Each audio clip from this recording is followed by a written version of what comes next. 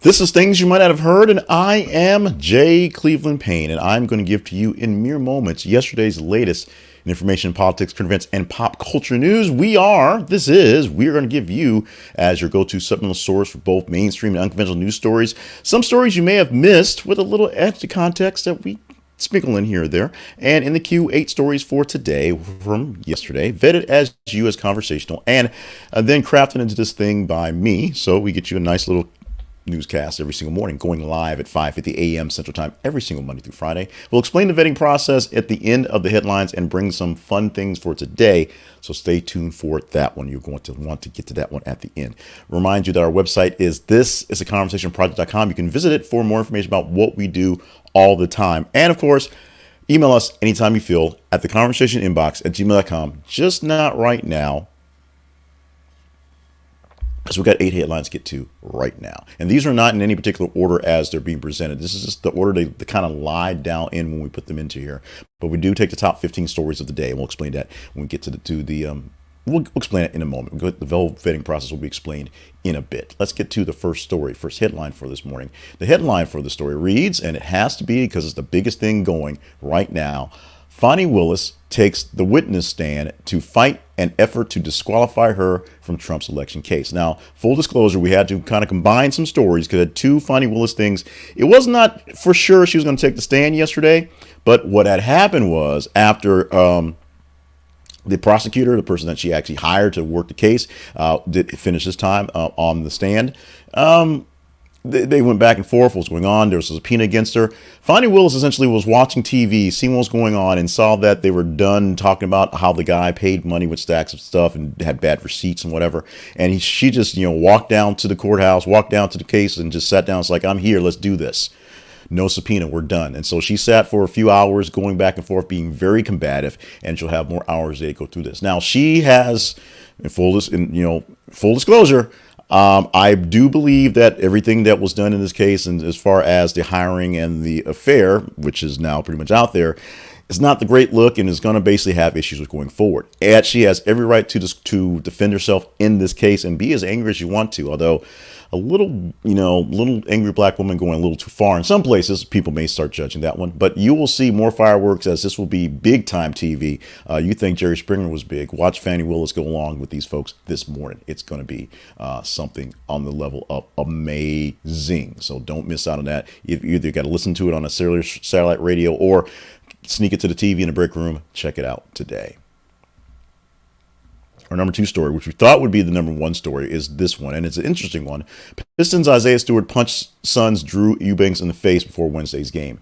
Isaiah Stewart from the Pistons was arrested for punching, allegedly, Phoenix Suns power forward Drew Eubanks in the parking lot of the arena before the game started. The altercation occurred before anything happened. The witnesses reported the argument between Stewart and Eubanks escalated, leading to Stewart punching Eubanks and causing a minor injury. The situation was brought under control by both men. As both men were separated by security, Stewart was charged with assault following the incident. It is something that does not happen very often, but when it does, it does. And so we'll see what happens in the cool down period going forward for this issue going forward.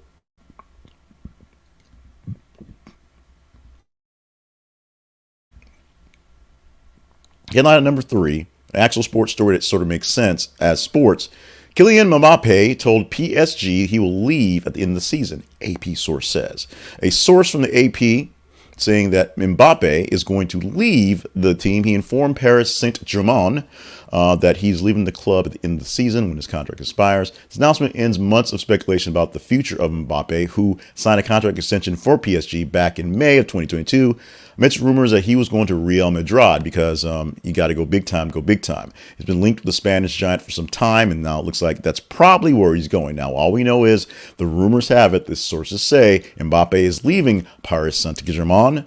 Where he's going exactly, not quite confirmed as of yet. But essentially, he'll be one of the biggest free agents in soccer, or football, as they call it over there. Let's go to story at the headline at number 4 this morning. That headline reads, shooting after Chiefs Super Bowl parade seemed to stem from dispute among several people.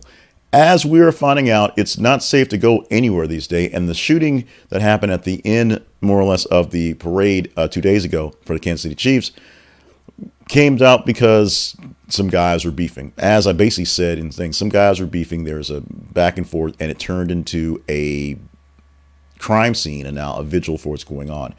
Confirming that coaches, players, and staff were all safe from the incident, but the big issue is 2 people that were detained, 3 people totally retained, 1 gun taken in because it was essentially the weapon that was shot up, used the most. Basically a dispute for people just kind of getting off there and somebody pulled a gun. That's essentially what happened. We'll have a more detailed, you can go to the link for the more detailed description of what happened, and there are more detailed reports coming through as they process this in much better fashion, in much more detailed fashion than I can here. But suffice it to say, it's getting unsafe to be anywhere, unfortunately, these days. The headline for number 5 this morning reads, Apple Vision Pro users begin returning headset, blaming headaches and limited uses. Apple Vision Pro users are returning some of their headsets due to the comfort or lack of comfort, the usability or lack of it, and sickness issues. Basically, motion sickness, guys. You're walking around doing all the things that look really cool in the videos, but when you do them for real life and your body's not adjusted to it, then it becomes an issue. The user guide warns of potential motion sickness and side effects.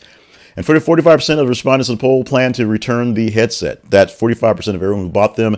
14-day return policy, and at $3,500 a pop. You can see how sometimes it might just be buyer's remorse and people wanting to play around with it for a while and then just saying, oh, it's not so great, I want to turn it back. There it is.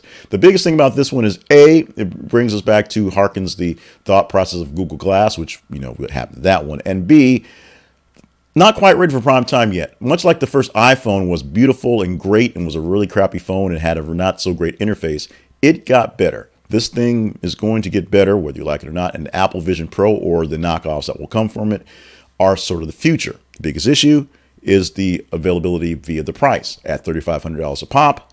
You're not going to see too many kids out in the Appalachian Mountains of West Virginia wearing these things around while they're doing their work because it's not feasible. We'll see how this thing plays out when it comes to something that's actually affordable, if that happens, and something looks a little less goofy, because right now it looks like that. That's what it looks like, and that's kind of goofy. Let's go to the next story. And this is an interesting one. We popped in there and I didn't know what response we'd get because this is obviously not local, but it got a big deal response from you guys. Number 6 on the listings for this morning. FDNY HQ, fire chief's homes raided by FBI and New York City investigators to probe after $100,000 bribes speed up inspections.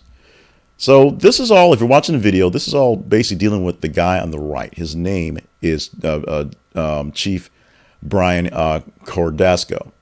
And he is a lot of this is going on. He's being sworn in, especially if he's being sworn in. The FBI conducted raids on the Brooklyn headquarters of the police, of the fire department, to say, and homes of the 2 senior fire chiefs, one being Chief Anthony Scarvino and this one, Brian Cardosi. And they accepted approximately $100,000 each in bribes to make sure that fire inspections move a little faster. So right now, the FBI is in on this one. It's going to be a big deal going through this. New York's bravest is going to have to deal with this for a while as they believe their leaders, or at least the FBI, is charging their leaders with some scandalous stuff. We'll see how this one plays out over the course of time because you guys are interested. So we're going to do it. We're going to do our follow-ups to make sure we're on this story.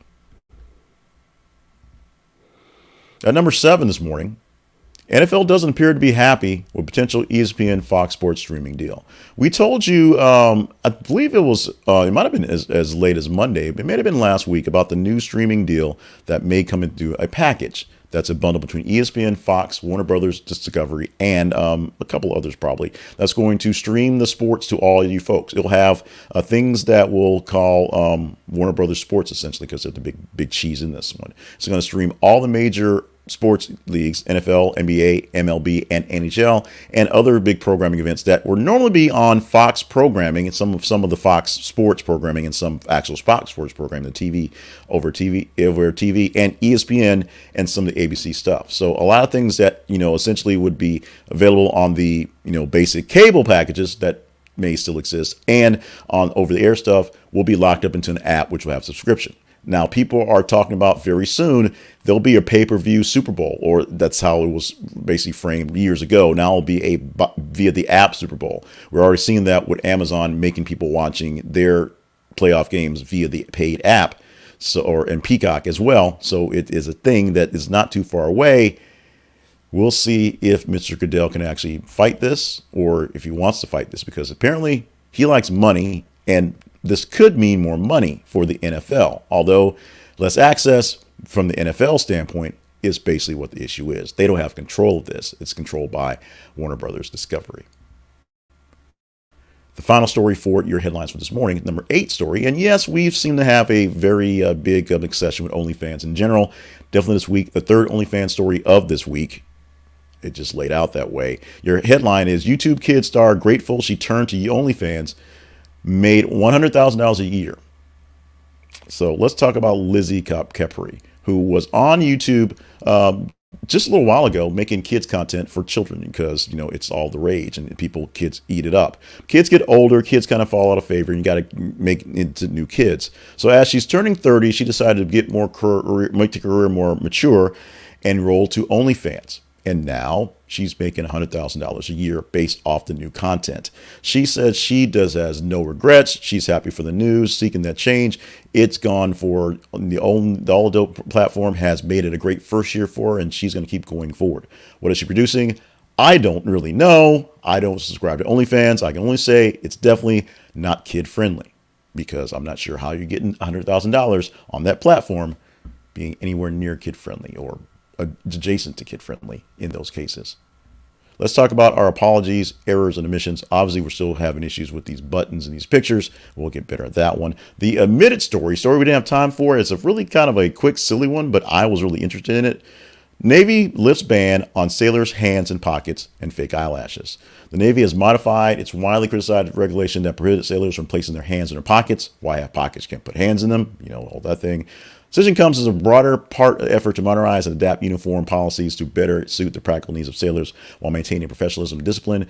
Things like, the fake eyelashes, if you're going to wear them, things like that. There's practicability issues. There's just sort of, it's the 2024 issues, things going on. But the big thing this is something I think back when I was military, we weren't supposed to have our hands in our pockets, like standing around, just like chilling and stuff like that. I don't know if that was actually uniform policy or just basically McColonel's like, get your hands in your pockets so you look stupid. But apparently it was actually in the Navy, and they're going to allow more sailors and airmen, or sailors and seamen and midshipmen to walk around with their hands in their pockets because recruiting, I guess. Let's talk about our teaser story for this morning, which will be the tease we can talk about come Monday, because this is Friday and the next iteration of things you might have heard will be on Monday morning. Now, for Monday morning, we're going to provide for you 10 stories in that issue, and it's going to be from top 30 stories of the weekend. We get about 30 stories in a day, more or less. So we'll take the top 30 stories from Friday, Saturday, Sunday, a little bit Monday, and pick 10 of those stories to present to you in this headline. For Tuesday through Friday, for today, we took the top 15, top half of those 30 stories, and gave you 8 stories to go to. Is this a headline that you'll be wanting to chat about come Monday? We'll have to see. Running or yoga can help beat depression, research shows.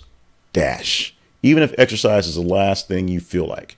So this is a study that basically says that exercise is actually better than anything else, much better than drugs. And when paired with some sort of counseling or some sort of therapy, exercise can help you with in some cases, severe levels of depression, definitely basic levels of depression.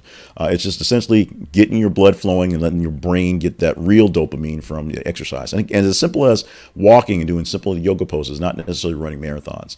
Do you want to talk about this one? Go to our feeds on Facebook and Twitter. Facebook.com/This Is Conversation Project and Twitter.com/TH_conversation. What do we do?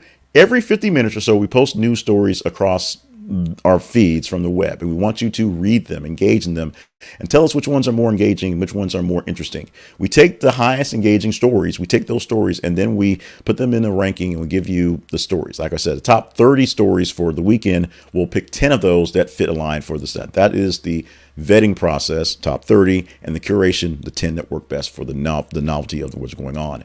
And of course, we're going on there. We use these stories, these rankings. We'll give you a poll. We'll talk about the weekly wrap up in a moment, how we take the full rankings for the end of the week and tell you which stories were the ones you really engaged in.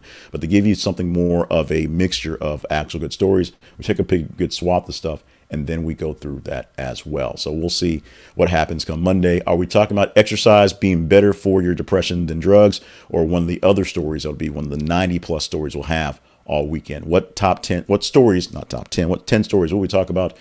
We'll get into that come Monday, obviously. Let's talk about our spotlight sponsor for this morning. We've not talked about them in a while. This is the Chess Store. The Chess Store is a great place to get chess stuff, period. Beautiful chess sets and beautiful scenes and beautiful sets for your home, for travel, just chess pieces used for conversational stuff. I have been wanting to go ahead and get some brand new chess stuff for the new house. We call it new house. It'll be newish to us after it gets rebuilt from tornado. You may know that story. Otherwise, I'll tell you about that if you become a partner.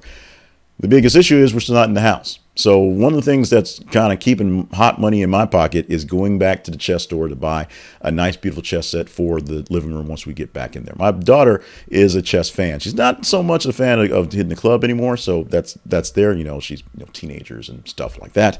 But she still loves the game, still loves to play so often. And without a good chess set here in the apartment, it's hard to really sit down and play together. So when we get back to the house, we're going to get a nice chess set so we can play together. You can get a nice chess set just to play, a travel set to take along with you, or some pieces for conversation, even if you don't play the game, or might be the time to get into the game. We want you to go to our link at thisisaconversationproject.com/the-chess-store. This is a conversationproject.com, the chess store. This is an affiliate link. So anytime you buy something from the store, we get a cut from it in the commissions. Wood sets, metal sets, antique reproductions, and unique and luxury style sets for you in the chess genre. And the biggest thing is the chess world, the professional chess world, it's better than WWE. I mean, these folks are really going at it. It is all sorts of drama with the chess folks. You thought chess club was for all the boring people. It is not. Check out chess and the chess clubs and chess sets via our affiliate link. This is a conversationproject.com/the-chess-store. Conversation Project lives online at thisisaconversationproject.com. And we are at this point normally where we talk about the promo stuff going on, and we'll talk about a long promo because it's February and we're trying to do a lot of stuff. We'll explain it in a second, but real quick, we're also going to talk about the shows we have coming forward. Today is Friday, so we're going to work on in a few minutes once we're done with this one, do some tabulations and get the links for the weekly wrap up, top 10 stories per your actual engagement. We'll tell you on tomorrow in that recording, you'll see what the top 10 stories were. From those top 10 stories, you choose one and do the story of the week, a whole nother podcast where we go deeper in detail, 10 to 15 minutes, sometimes 20 on one story that you apparently cared about because you made it a big deal. Last week we talked about Elmo, or technically about Larry David, and why he was choking out Elmo and how he actually doesn't live the Larry David life that we see on TV or that he portrays when he's in interviews. He's actually just a pretty cool, chill, semi-quiet dude. He just, I don't know, had a Larry David moment because he's promoting Curb Your Enthusiasm and had to choke out Elmo on TV. Very dramatic, but it was what it was. Now, no trauma, but we are looking for more help, more assistance for the Conversation Project. It is February. Every February, we take this short month, even though it's an extra day for leap year, and try to sell ourselves to you. So here are some things you can do to help us out in this month of February, in this whole month to go forward to and going beyond, because we'll explain what we're looking for in a moment. Our website is thisisaconversationproject.com. We've said that a couple times. The feeds, Facebook and Twitter, facebook.com/thisisconversationproject, and Twitter or x.com/the th_conversation. On TikTok, we're at the Conversation Project, so you can find us there. Also, same at YouTube. Plus, look for our hot takes. Hot takes from yesterday weren't so hot, I guess, but I guess it was on Rachel Dola's. I guess that wasn't so hot, which I can understand because I don't think it was all that hot, but it was OnlyFans. I thought I'd get some people to pay attention on that one. Our podcast, go to our website and click the links for podcasts, or just look for anything we talk about, things you might have heard, the weekly wrap up, or the story of the week in your podcatcher. We're on all the podcatchers out there. You can subscribe to us, basically become a partner by going to buymeacoffee.com/jclevelandpayne. You can also Venmo me at jclevelandpayne, or you can just go to the partnerships page at the website, find those links and find ways to partner up as well. The partnership thing is extremely important, and is why we're doing all this chatter right now. We're looking to garner another $200 of sustained support by the end of this month. So we're looking for $200 reoccurring for the rest of the year by the end of February.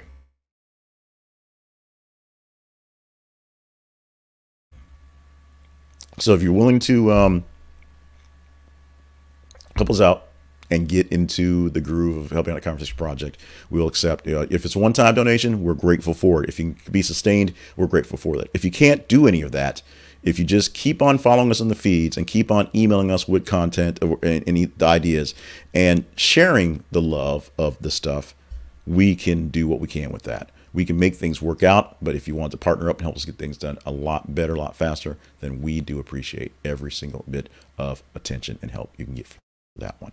And now let's get to what you've been waiting for, the fun stuff. Fun stuff happens every single weekday morning. We do this, and fun stuff, no different from any other day. We always begin with birthdays, and birthdays are always the coolest part of this fun stuff. Starting off this morning with birthday wishes to LeVar Burton and William Katt. LeVar Burton, 67, William Katt, 73. He's actually in the teaser thing, and he wasn't supposed to be because I put in Ice Cube in the notes. Ice Cube, not the wrong ice, not Ice Cube, not just ice. Ice-T, who is 66 years old on the day. And it seems like he should be older because I seem like I should be older. But I remember back in the day, being 16 years old, listening to Ice-T as I got ready for school, listening to 6 in the morning as he's talking about running from cops. And I'm just, trying to catch the school bus. The former gangster rapper, the former actual pimp, author, and just, let's say, philanthropist, because that's what he is. Right now, the star of many, but one of the biggest stars of Law and Order SVU, and the ironic way he got there is a story itself. Of course, married to Coco, and Ice loves Coco. That's a whole nother ball of wax of greatness for Ice-T. Dude, he voiced a audiobook on Dungeons and Dragons. He was that rat thing in Tank Girl. This is a guy who gets it. He's a guy who understands the entertainment version of it and, doesn't stick to the whole, I'm a pimp dude. He just, once he got into entertainment, got into TV, got into films, he embraced it. He does it well. We love Ice-T. 66 years old on the day today. It makes me feel a little older as well. Not quite 66. Getting closer, though. In 1948, NBC TV aired its first nightly newscast. The first time the nightly news happened was in 1948. It was a Camel newsreel theater, sponsored by Camel Cigarettes, because Camel Cigarettes sponsored it. And it was basically Fox Movietone newsreels. It was essentially the newsreels they were playing in the theaters, because you went to the theater and they played a newsreel that showed you what was going on around the world. And it was basically a string of some of the newer ones on that level on this day back in 1948. I'm not sure what day it was. Hopefully it was a Monday, and it kept on going with new newsreels going forward. And on this day, we're going to celebrate Do a Grouch a Favor Day, because it just seemed interesting. Do a Grouch a Favor Day is a day to encourage acts of kindness and compassion towards those who may be in a bad mood or feeling grumpy. It's an opportunity to turn someone's day around and make them smile, even when they're not in the best of spirits. As someone who's definitely been a grouch for entire lifetime, and then definitely in the last span of the year as we deal with the aftermath of tornado stuff, if you don't know, you'll find out soon when I start talking more about it in places. I, walk around with many chips on my shoulder waiting for somebody to knock one off so I can just go off on them. And there are people who get it, who understand it, and just kind of let it go. And there are people who force me to try to put a smile on my face at weird times. And it does get weird, and my smile is also weird. So there's that. If you have a grouch in your life, or you see a grouch that's kind of on the street that you think is approachable, do something nice for them. Just do them a favor. Do something just sweet and simple, and make that grouch smile. Or be more grouchy. Sometimes making them more grouchy is actually the point. Making somebody upset because you did something for them, and now they got to be kind and stuff. Sometimes that's the actual point. But try to be nice, just to be nice. The point for today is to wrap up the things you might have heard, and we've done that for this day. It has been, or it still is, as I'm recording this, maybe when you're watching it further, it will be a has-been, the 16th of February, 2024. At least it has been this episode going forward. My name is Jay Cleveland Payne, and I have just provided you a bunch of stories that you probably didn't know about. Some of them you kind of knew about. Some of them you might want more about. Some of them, hopefully, my added context will add to your conversational point. If you're looking for a great thing to do for the weekend, look for our podcast. We'll have the story of the week, and of course the weekly wrap up, and look for more hot takes in the videos and things going on as we're playing around with some more content. Stay limber, stay hydrated, stay on task for all grand things. Love you, mean it. Follow us in the feeds and possibly be a partner if you deal us worthy of partnership. Love you, mean it again, even more. Let's get out of here for this Friday. Enjoy your Friday, enjoy your weekend. Make sure you're following us in the feeds and giving us votes. We'll see what stories will make the list come Monday.